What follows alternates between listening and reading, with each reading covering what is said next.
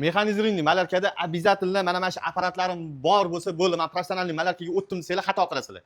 To'g'ri, bu mexanizirning malarkada foyda beradi, lekin mana bu maxluq bo'lmasa, sizlarning instrumentingiz 100% to'lov degani emas. Ya'niki bu shnekiviy apparat. Bulardan farqi nimada? Ya'ni mana bu 1695 apparatimizda ProSpray polimerni ishpaklovkalarni sepishda foydalanilsa, mana bu 595 apparatimiz любой turdagi kraskalarni sepib beradi. Bu shlifovichli apparatimiz bo'lsa, ishpaklovkalarni va grunt kraskalarni shkuka qilishda foyda beradi. Lekin mana bu ko'pchiliklar bilishadiki, shnekiviy apparatni faqat suvo uchun, rodman suvo uchun deb bilishadi. Lekin bu xato.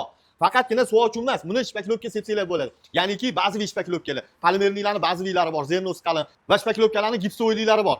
Bu apparatni sepsanglar to'g'ri, sal udobniroq bo'ladi, lekin shneki mana apparatimizdan olib, ba'ziviy ishpaklovkalar, gipsoid ishpaklovkalardan foydalansanglar, ishinglar 100% tezlashadi va sifati ham oshadi.